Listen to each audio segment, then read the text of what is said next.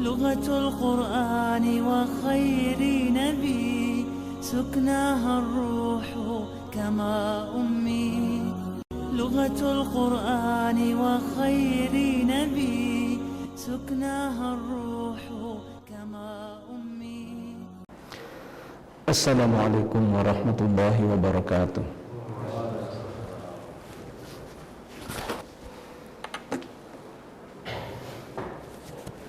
Alhamdulillah, alhamdulillahi hamdan bi jami'i mahamidihi kullih ma'alimna minha wa ma lam na'lam. Alhamdulillahi alladhi yuwafi ni'amahu wa yukafi'u mazidah. Rabbana lakal hamdu wa syukru kama yanbaghi li jalali wajhika wa li 'azimi sultanik. Subhanakallahumma la uhsi thana'an 'alaika anta kama asnaita 'ala nafsi. Ashhadu an la ilaha illallah wahdahu la syarika lah iqraran bi rububiyyatihi wa irghaman liman jahada bihi wa kafar. Wa ashhadu anna sayyidana wa nabiyyana Muhammadan abduhu wa rasuluhu wa safiyuhu wa khaliluhu khairu nabiyyin arsalahu Allahu ilal alami kullihi basyiran wa nadhira. Allahumma salli wa sallim wa barik ala sayyidina Muhammadin wa ala ali sayyidina Muhammad salatan wa salaman daimaini mutalazimaini ila yaumiddin. Wa usikum ayyuhal mu'minuna wa nafsiyal mudhnibata bi taqwallahi ta'ala wa husukum wa iyaya ala ta'atihi wa astaftihu billadhi huwa khair. Ya ayyuhan nasu taqu rabbakum inna zalzalata sa'ati syai'un 'azim yawma tarawnaha tazhalu kullu murdi'atin amma arda'at wa tada'u kullu dhati hamlin hamlaha wa taran nasa sukara wa ma hum bisukara walakinna adzaballahi syadid. Amma ba'du fa ya ibadallah. Jemaah Jumat yang dimuliakan Allah, pertama-tama kita kembali mengungkapkan puji syukur kepada Allah Ta'ala pada hari ini dengan izin inayah, berkah, rahmat dan kasih sayang Allah Subhanahu wa Ta'ala. Kita semuanya masih dapat mewujudkan keimanan kita melalui salat Jumat pada hari ini di masjid yang mubarakah ini. Jemaah Jumat yang dimuliakan Allah Subhanahu wa Ta'ala, di dalam Islam ada hal-hal yang disyariatkan oleh Allah pada kita dan itu jelas pada kita. Tetapi yang disyariatkan atau yang dituntut pada kita untuk kita lakukan itu ada dua penampakannya. Yang pertama adalah ada yang nampak mendatangkan maslahat atau nampak menjauhkan kita dari suatu kerugian, atau ada juga yang nampaknya mencegah datangnya maslahat, atau ada juga yang nampaknya mencegah penangkalan terhadap kerugian. Bagaimana wujudnya itu? Yang pertama kita lihat bahwa yang nampaknya mendatangkan maslahat adalah seperti ibadah kurban yang pernah kita lakukan bersama, di mana maslahat yang terlihat adalah pertama pada penerimanya, yaitu kaum du'afa. Itu maslahatnya besar. Dan maslahat yang besar pada pelaksananya, yaitu membuktikan rasa syukurnya kepada Allah Subhanahu wa Ta'ala. Jadi secara logika nampak. Begitu juga orang berpuasa adalah ketika ada orang berpuasa, maka bagi orang yang ada di sekelilingnya, maka orang itu aman dari ucapannya, dari mungkin gangguannya dan seterusnya. Kemudian orangnya itu menjadi adalah orang yang melakukan puasa itu adalah orang yang bersabar. Inilah salah satu hal penampakan yang tampak pada orang yang menjalankan syariat Islam. Adapun yang kedua tadi, yaitu adalah ada yang nampak mencegah datangnya maslahat, ya, nampak mencegah datangnya kemaslahatan, ya. Apa itu? Yaitu ketika terjadi ada satu hal yang dalilnya tidak tegas atau dalilnya adalah hal yang tidak qat'i, merupakan dugaan saja, yang sama-sama antara yang kebaikan dan keburukannya. Maka untuk persoalan itu maka dalil akli atau dalil-dalil secara logika yang dipakai oleh para ulama yang juga berdasarkan pada Al-Quran dan Sunnah Nabi. Di antaranya adalah kaidah usul yang mengatakan dar'ul mafasidi muqaddamun min jalbil masalih, yaitu mencegah kerusakan lebih diutamakan daripada mencapai satu kemaslahatan. Ya. Begitu pula sebaliknya, bila kita lihat bahwa sesuatu ada hal yang harus dicegah kerugiannya, tetapi karena mudaratnya lebih besar atau maslahatnya tidak ada, lebih baik dicegah. Seperti seorang tentara atau penjaga di perbatasan, dia itu adalah tugasnya mencegah daripada sesuatu yang akan melanggar, ya, teritorial. Tetapi kalau musuhnya lebih besar data, lebih baik mereka ditarik, tidak usah melakukan itu, tetapi biarlah menjadi tanggung jawab bersama. Nah, inilah tatanan-tatanan di dalam Islam. Kemudian tatanan ini yang tampak mendatangkan maslahat itu banyak sekali, ada jenisnya. Kemaslahatannya atau pahalanya besar, ada juga yang pahalanya kecil. Jadi kemaslahatan itu ada tingkatannya yang paling tinggi, dan itu merupakan tuntutan pada kita untuk melakukan segala sesuatu dengan penuh kesempurnaan. Surga saja kita diminta oleh Allah Subhanahu wa taala untuk menggapainya, yaitu surga Firdaus. Tetapi ada perintah yang lain, adalah minimal seorang muslim itu mengusahakan di dalam dirinya hal-hal yang berkenaan dengan standar minimal, dan dua-duanya itu baik. Ya, dua-duanya baik. Standar maksimal adalah tuntutan, standar minimal adalah juga merupakan tuntutan. Kemudian standar maksimal itu apabila kita mampu menggapainya.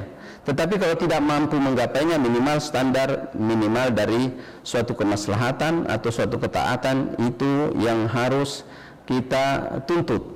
Kemudian selanjutnya adalah bahwa di dalam menuntut penggapaian yang tertinggi ini, pahala yang sangat tinggi itu biasanya dikatakan ini pahalanya tinggi, ya, pahalanya besar. Nah, pengkategorian pahala besar dan pahala kecil itu berkenaan dengan maslahat yang ada di belakangnya. Salah satu contohnya misalnya sholat, puasa, zakat adalah pahalanya sangat besar. Kenapa? Karena manfaatnya sangat besar. Kemudian ada hal-hal yang pahalanya dianggap kecil karena kemaslahatannya di belakangnya kelihatannya kecil, ya, seperti misalnya senyum. Itu adalah juga merupakan tuntutan. Tetapi ya, dibanding dengan kemaslahatan orang melakukan ibadah puasa, itu dia sangat kecil. Kemudian mungkin berdiam, tidak mengganggu orang lain dengan cara berdiam, itu juga merupakan tuntutan. Tetapi itu adalah kemaslahatannya kecil, maka pahalanya juga kecil. Berbanding terbalik juga dengan apa yang dikatakan dengan mudarat atau kerugian.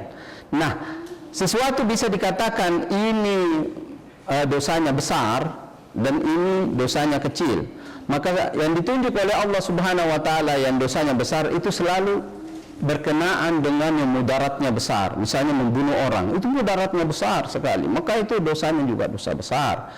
Kemudian sumpah palsu itu, kemudian berdusta, itu semuanya mudarat atau hal yang merugikan yang akan terjadi di belakang daripada itu adalah sangat besar.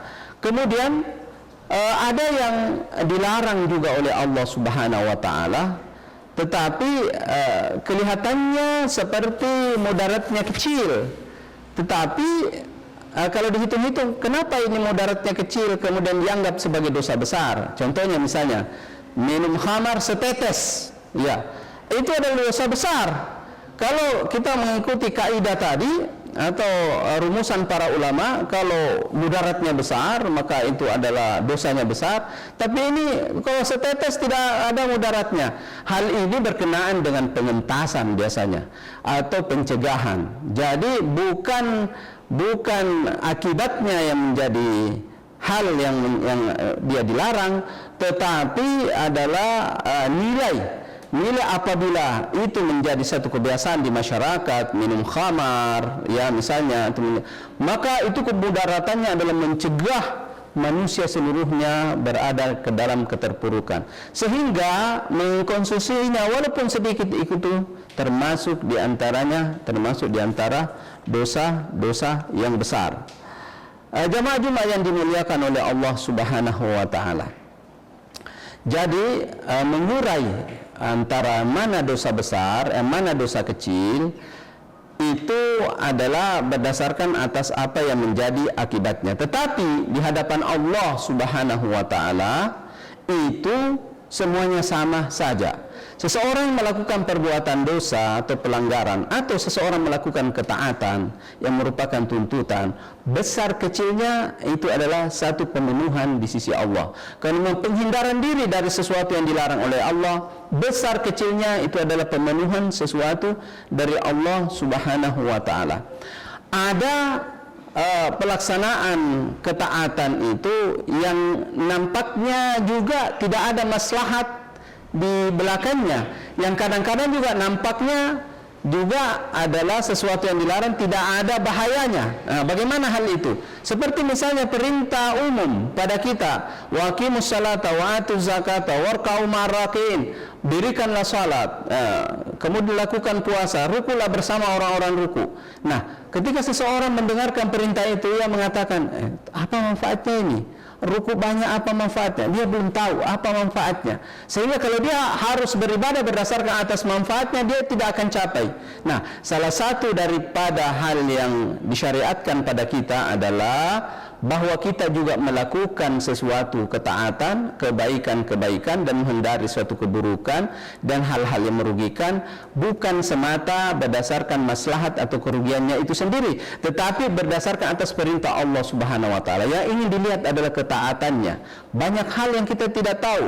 Mengapa kita diperintah sholat subuh misalnya 2 rakaat, kemudian kita tiba-tiba langsung melakukannya dan tanpa ada menghitung-hitung.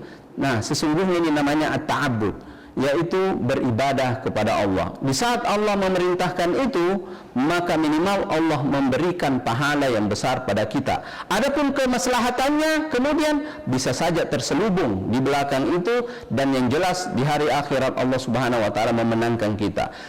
Seperti juga larangan-larangan memakan makanan-makanan. Di antaranya adalah orang muslim dilarang makan babi. Jadi sebelumnya orang tidak tahu apa mudaratnya daripada makan babi itu. Adapun ketika terbuka bahwa ternyata makan makanan yang dilarang oleh Allah Subhanahu wa taala adalah mendatangkan keburukan pada kita, maka itu adalah bagian daripada hikmah-hikmah yang ada. Jamaah-jamaah yang dimuliakan oleh Allah Subhanahu wa taala. Jadi yang dikatakan dosa besar dan dosa kecil adalah dua-duanya adalah hal yang dilarang oleh Allah Subhanahu wa taala. Yang dikatakan pahala besar dan pahala kecil adalah dua-duanya merupakan hal yang diminta oleh Allah kepada kita. Itu hanyalah pengkategorian saja. Ketika ini dikategorikan itu, ketika itu dikategorikan ini, itu berdasarkan atas perhitungan logika. Tetapi bagi seorang hamba di hadapan Allah Subhanahu wa taala, yang paling penting adalah mengejawantahkan perintah Allah Subhanahu wa taala, dan harus yakin apa yang diperintahkan oleh Allah Subhanahu wa taala dari suatu kebenaran, maka itu pasti ada maslahatnya, walaupun itu terlihat saat ini atau di masa yang akan datang.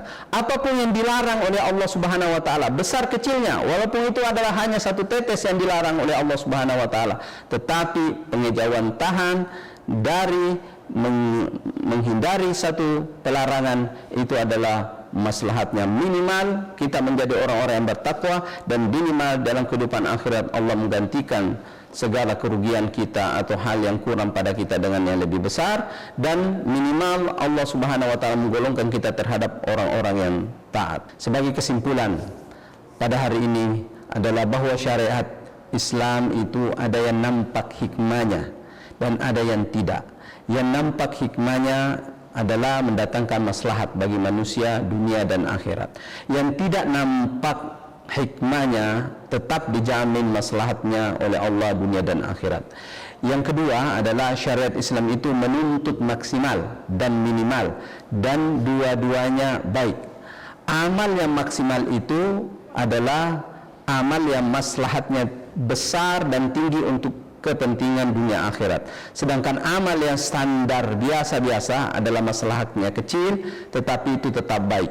Rasul sallallahu alaihi wasallam bersabda, "Al-muslimul qawiyyu khairun minal muslimid dhaif wa fi kulli khair." Seorang muslim yang kuat jauh lebih bagus dari muslim yang lemah, tapi dua-duanya baik.